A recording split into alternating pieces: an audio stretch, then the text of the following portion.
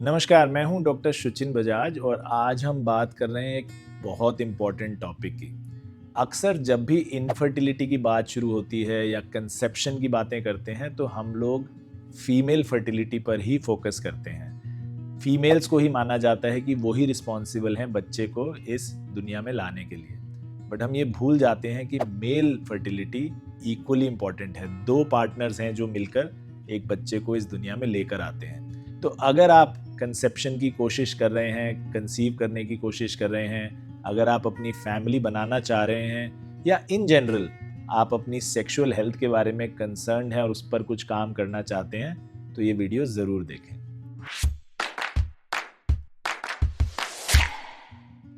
सबसे पहले हम समझते हैं कि इनफर्टिलिटी शब्द है क्या, किसको बोलते हैं इनफर्टिलिटी।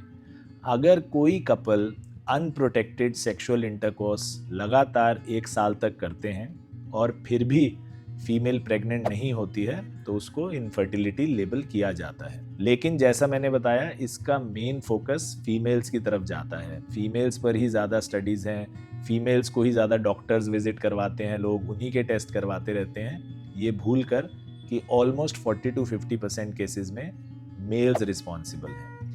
मेल्स की रिस्पॉन्सिबिलिटी आती है स्पर्म प्रोडक्शन और स्पर्म को एग तक पहुंचाने तक। तो जो आप स्पर्म प्रोड्यूस कर रहे हैं अपनी बॉडी में, जो टेस्टिकल स्पर्म प्रोड्यूस कर रही हैं, वो ठीक है कि नहीं और पूरी मात्रा में है कि नहीं, वो बहुत ज़रूरी है। तो हम लोग स्पर्म्स को प्रॉब्लम को 3 हिस्सों में देख सकते हैं। सबसे पहला है स्पर्म काउंट, दूसरा है स्पर्म की मॉर्फोलॉजी यानी शेप एंड स्ट्रक्चर, और तीसरा है स्पर्म की मोटिलिटी कि वो एग तक पहुंच पाएगा कि नहीं। तो सबसे पहले स्पर्म काउंट बहुत इंपॉर्टेंट है। नॉर्मल स्पर्म काउंट 15 मिलियन पर मिलीलीटर होता है, यानी इतने स्पर्म हम 1 मिलीलीटर में प्रोड्यूस करते हैं। ये बहुत ज़रूरी है क्योंकि स्पर्म्स बहुत सारे रास्ते में मर जाते हैं, ख़त्म हो जाते हैं, बाहर स्पिल हो जाते हैं। तो स्पर्म काउंट अगर कम है तो एक स्पर्म का एग तक पहुंचना बहुत मुश्किल होता है। सेकेंड है स्पर्म मॉर्फोलॉजी। एक नॉर्मल स्पर्म एक टैडपोल की तरह शेप में होता है, आगे से ओवल और पीछे उसकी एक लंबी टेल होती है जो उसकी मोटिलिटी में हेल्प करती है, जो उसको आगे जाने में मदद करती है।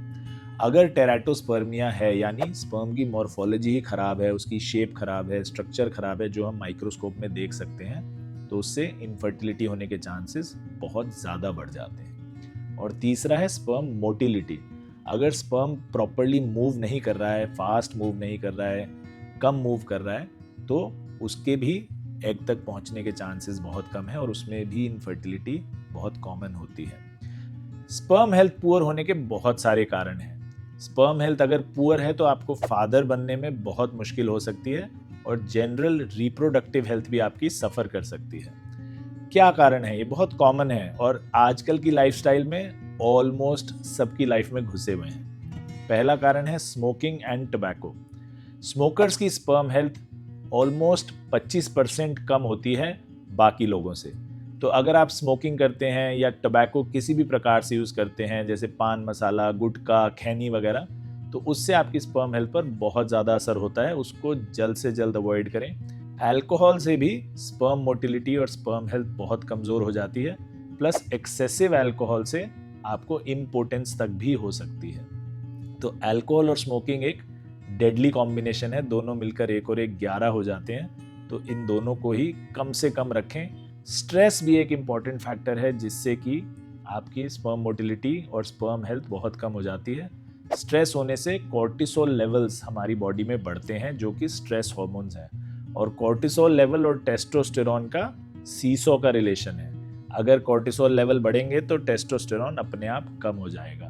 तो इसलिए स्ट्रेस से दूर रहें, मेडिटेशन टेक्निक्स अप्लाई करें, योगा करें, ध्यान करें, तो इससे आपको स्पर्म हेल्थ में बहुत ज़्यादा हेल्प मिलेगी। जंक फूड भी एक बहुत इंपॉर्टेंट कारण है जिसके अंदर पाम ऑयल वगैरह होता है, बाहर का खाना है, किस तेल में बन रहा है यू नेवर नो, उसमें बहुत सारे ट्रांस फैट्स होते हैं। तो इनकी वजह से भी बहुत ज़्यादा आपकी स्पर्म हेल्थ पर असर पड़ता है। अगर आप सेडेंट्री लाइफस्टाइल जीते हैं, सारा दिन ऑफिस में बैठे रहना है, आपको सिर्फ कंप्यूटर पे काम करना है और उससे एसोसिएटेड स्ट्रेस है, उसको रिलीव करने के लिए आप स्मोकिंग अल्कोहल का सहारा लेते हैं, ऑफिस में बैठ के जंक फूड खाते हैं, तो ये बहुत डेडली कॉम्बिनेशन है स्पर्म हेल्थ ख़राब करने के लिए। तो सेडेंट्री लाइफस्टाइल बिल्कुल ना रखें, इससे भी टेस्टोस्टेरोन लेवल्स कम हो जाते हैं। लेकिन एक चीज़ का ज़रूर ध्यान रखें कि बैलेंस बनाए रखें। अगर बहुत एक्सट्रीम एक्सरसाइज आप करते हैं, उससे भी टेस्टोस्टेरोन लेवल कम हो सकते हैं। तो मॉडरेट एक्सरसाइज करना बहुत आवश्यक है।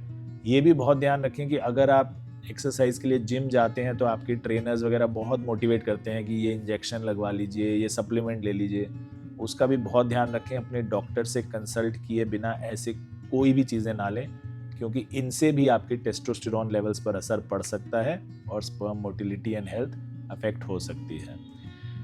एक्सेसिव हीट भी एक बहुत कारण है जिसकी वजह से टेस्टोस्टेरोन लेवल्स और स्पर्म काउंट पर असर हो सकता है। तो अगर आप बहुत गर्म शावर में नहाते हैं, अगर बहुत टाइट अंडरवियर पहनते हैं, या अपने लैपटॉप को अपनी गोदी में रख के काम करते हैं और वो लैपटॉप गर्म हो जाता है, तो इससे भी आपका स्पर्म काउंट लो हो सकता है, स्पर्म प्रोडक्शन पर असर पड़ सकता है। तो ओनली कॉटन लूज अंडरवियर पहने, बहुत ज़्यादा हॉट टब में ना नहाएं या बहुत ज़्यादा हॉट शावर ना लें, मॉडरेट पानी से नहाएं और मॉडरेट टेम्परेचर में रहें, ये बहुत ज़रूरी है। और बहुत सारे कारण हैं जो आपकी स्पर्म हेल्थ को अफेक्ट कर सकते हैं। सबसे इम्पॉर्टेंट उसमें है स्लीप डिप्रिवेशन। अगर आप 7 से 8 घंटे की प्रॉपर डीप स्लीप नहीं ले रहे हैं, डिस्टर्ब्ड हैं, जैसा पहले बताया स्ट्रेस्ड हैं, या किसी और वजह से लॉन्ग आवर्स काम कर रहे हैं, तो भी आपकी स्पर्म हेल्थ अफेक्ट हो सकती है। केमिकल एक्सपोजर से भी स्पर्म हेल्थ अफेक्ट होती है। तो प्लास्टिक के डब्बों में प्लीज़ स्पेशली खाना गर्म करके ना खाएं, they are very unhealthy for you. Cell phone radiation भी एक कारण है जिसकी वजह से स्पर्म हेल्थ अफेक्ट हो सकती है। तो अपने फ़ोन को प्लीज़ अपनी ट्राउज़र्स की पॉकेट में ना रखें, या तो उसके लिए बेल्ट क्लिप लें या बैग में रखें। अपने लेफ़्ट अपर पॉकेट में भी ना रखें, क्योंकि रेडिएशन से कई बार हार्ट हेल्थ भी अफेक्ट होती है। और कारणों में मोस्ट इम्पॉर्टेंट है रिस्की सेक्सुअल बिहेवियर। अगर आप मल्टीपल सेक्सुअल पार्टनर्स रखते हैं और प्रोटेक्शन यूज़ नहीं करते हैं, तो बहुत सारी और बीमारियों के साथ, जो सेक्सुअली ट्रांसमिटेड डिजीज़ बोलते हैं, जो लाइफ थ्रेटनिंग भी हो सकती हैं, लेकिन उसके अलावा आपकी सेक्सुअल हेल्थ भी अफेक्ट होती है और स्पर्म काउंट्स में भी असर आ सकता है। इसके अलावा जो इम्पॉर्टेंट रीजंस हैं आपकी स्पर्म हेल्थ को जो असर करते हैं, वो है एक बहुत ज़्यादा ओबेसिटी, यानी वेट बहुत ज़्यादा होना। तो एक हेल्दी वेट मेंटेन करना थ्रू प्रॉपर एक्सरसाइज, जैसे बात हुई, वो बहुत इम्पॉर्टेंट है।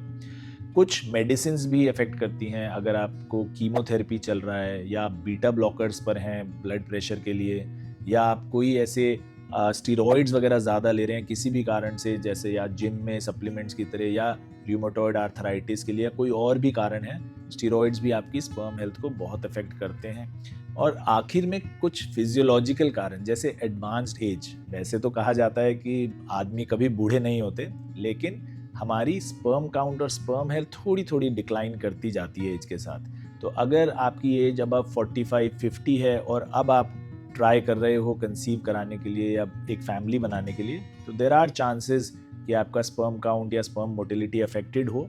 उसके लिए हमें बहुत ध्यान रखने की ज़रूरत है। तो ये सब कारणों को पता करने के बाद एक नेचुरल क्वेश्चन आएगा कि ठीक कैसे किए जाए, इसको स्पर्म हेल्थ को ठीक करने की क्या टेक्निक्स हैं। वो कारणों में ही छुपी हुई हैं। जैसे बताया, स्मोकिंग बिल्कुल छोड़ दें, अल्कोहल की मात्रा कम से कम कर दें, सेक्सुअल पार्टनर्स को एक पे ही लिमिटेड रखें, don't go into multiple sexual partners, weight अपना कम करें, मॉडरेट एक्सरसाइज ज़रूर करें, do not eat junk food, ये बहुत ज़रूरी है। प्लास्टिक के डब्बों में खाना बिल्कुल गर्म ना करें, ग्लास या स्टील के कंटेनर्स में ही खाना खाएं। आजकल तो मैं कहता हूँ कि पानी भी अवॉइड करें प्लास्टिक में पीना, ग्लास बॉटल से ही पानी पिएं, या स्टील की बॉटल्स रखें, या कांच की, तांबे की बॉटल्स आती हैं, वो और भी हेल्दी होती हैं, तो उसमें पानी पिएं।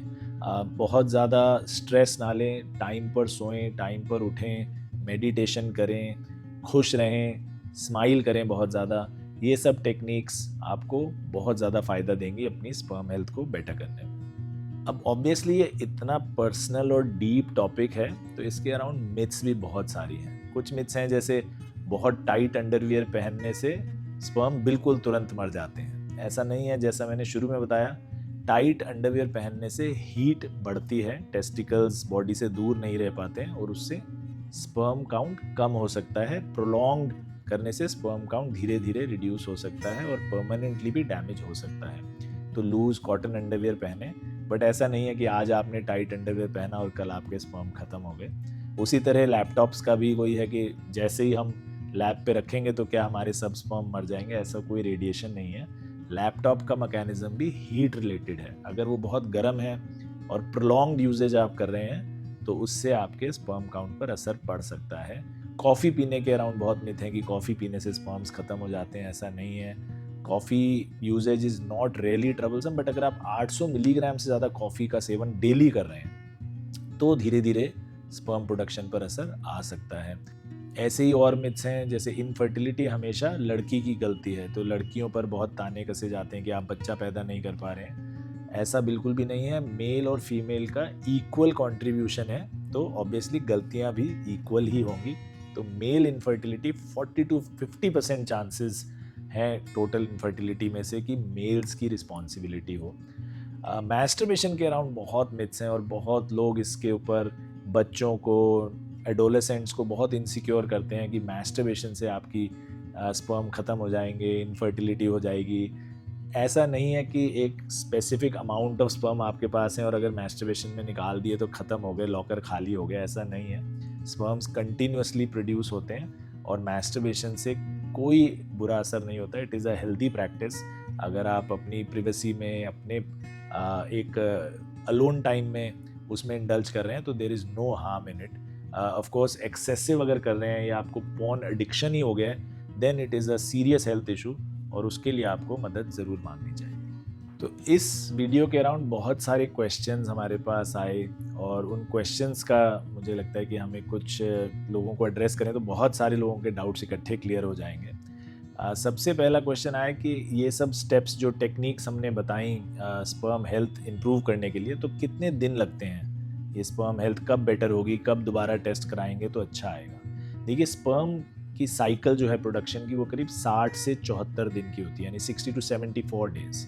सो आपकी स्पर्म हेल्थ अगर आज हम स्टेप्स लेंगे तो इम्प्रूव होने में 2 से 3 महीने लग सकते हैं। तो इतने एंग्शियस ना हो, अगला टेस्ट अपना 3 या 4 महीने बाद ही कराएं। ये सवाल भी आया कि खाने का आपने नहीं बताया बहुत डिटेल में, क्या खाने से हमारी स्पर्म हेल्थ बहुत इम्प्रूव होती है। तो खाने में देखिए, वैसे तो अगर आप घर का खाना खाते हैं, फ्रेश फ्रूट्स खाते हैं, हेल्दी खाना, वेजिटेबल्स वगैरह खाते हैं, तो वैसे भी आपकी स्पर्म हेल्थ अच्छी रहेगी। जंक फूड वगैरह अवॉइड करिए। बट कुछ फूड आइटम्स हैं जो स्पेशली आपके लिए बहुत अच्छे हैं, जैसे लहसुन और आपका एस्पैरागस जिसको शतावरी बोलते हैं, केले बहुत अच्छे हैं, अंडे बहुत अच्छे हैं, डार्क चॉकलेट्स बहुत अच्छी हैं, but don't have too much of them क्योंकि उसके बाकी इफ़ेक्ट्स थोड़े वो हैं। इसके साथ साथ तो सुपर फूड्स हैं, अखरोट और पालक जिससे पॉपाई खा के मसल्स बनाता है, और सामन, ऑल्दो मिलना थोड़ा मुश्किल होता है फ्रेश, बासी सामन ना लें। फिश का एक बहुत इंपॉर्टेंट है कि शुड बी फ्रेश। तो ये सब चीज़ें आपकी स्पर्म हेल्थ को बहुत ज़्यादा पुश कर सकती हैं, बहुत ज़्यादा इम्प्रूव कर सकती हैं। एक और सवाल है कि क्या सिर्फ स्ट्रेस से इनफर्टिलिटी हो सकती है। देखिए, stress is one of the factors. किसी भी एक फैक्टर से एक्चुअली कभी यूजुअली कुछ भी नहीं होता है। ऐसा नहीं है कि सिर्फ स्मोकिंग से कैंसर होगा या सिर्फ ड्रिंकिंग से लिवर ख़राब होगा। ऐसे ही सिर्फ स्ट्रेस से इनफर्टिलिटी नहीं होती, but stress is one of the major factors. तो बहुत इंपॉर्टेंट फैक्टर है। स्ट्रेस जितना अवॉइड करेंगे, आपके प्रेगनेंसी डेवलप होने के चांसेस उतने बढ़ेंगे। कुछ लोगों को इस बात का स्ट्रेस है कि मैं लेट हो जाऊंगा, या मेरी शादी अभी नहीं हो रही है, या मैं कैरियर में बहुत बिजी हूँ, तो मुझे अगर बाद में बच्चे करने हैं तो क्या मैं अपने स्पर्म्स को फ्रीज करा लूँ, जैसे एग्स फ्रीजिंग बहुत कॉमन हम सुनते हैं। तो should my sperms also be frozen. It's not recommended routinely, but लेकिन अगर आपको बहुत एक चांसेस हैं कि बहुत लेट अपनी लाइफ में आप बच्चे करना चाहेंगे, या आप चाहते हैं कि स्पर्म की क्वालिटी मेरी हाई मेंटेन रहे, तो एक ऑप्शन है स्पर्म फ्रीजिंग का। देखिए, स्पर्म की quality after 35 years of age कम होती जाती है, और फिर जितना लेट आप बच्चा करने की कोशिश करेंगे, एक तो मुश्किल तो होगा ही, लेकिन जेनेटिक प्रॉब्लम्स भी आ सकती हैं बच्चों में, क्योंकि स्पर्म्स, जैसा मैंने शुरू में बताया, टेरेटोजेनिक हो जाते हैं या उनका स्ट्रक्चर चेंज हो जाता है एज के साथ। तो अगर आप चाहते हैं कि स्पर्म क्वालिटी बहुत हाई मेंटेन रहे और फर्टिलिटी के चांसेस बहुत हाई रहें, तो एक ये ऑप्शन आप कंसिडर डेफिनेटली कर सकते हैं स्पर्म फ्रीजिंग का, if you are planning pregnancy after 35 और 40 ईयर्स ऑफ एज। अगर आप अपनी फर्टिलिटी और सेक्सुअल हेल्थ इंप्रूव करना चाहते हैं तो इन स्पर्म डैमेजिंग हैबिट से जल्द बचें और जो टेक्निक्स हमने आपको सिखाई स्पर्म हेल्थ इंप्रूव करने की उनको पूरी तरह अपना लें। अगर आप चाहते हैं कि आपके फ्रेंड्स, रिलेटिव्स और जानकार लोगों की भी फर्टिलिटी इंप्रूव हो और वो सेक्सुअल हेल्थ इंजॉय कर सकें तो ये वीडियो जल्द से जल्द सबको शेयर करें। लेकिन अगर इन टेक्निक्स को अपनाने से या इन बैड हैबिट्स को छोड़ने से भी इनफर्टिलिटी परसिस्ट करती है या आपको लगता है कि आपकी हेल्थ में कोई इशू है या overall you are not feeling well, तो ज़रूर जल्द से जल्द अपने फैमिली डॉक्टर से कंसल्ट करें। Your family doctor is the best person to advise you कि आगे क्या करना चाहिए। अगर आपके कोई क्वेश्चंस हो, कंसर्न हो, कमेंट्स हो तो नीचे कमेंट बॉक्स में ज़रूर लिखें। मैं और मेरी टीम जल्द से जल्द आकर सभी क्वेश्चंस के जवाब देने की पूरी कोशिश करेंगे। स्वस्थ रहें, मस्त रहें, मिलेंगे नेक्स्ट वीडियो में जल्दी। नमस्कार।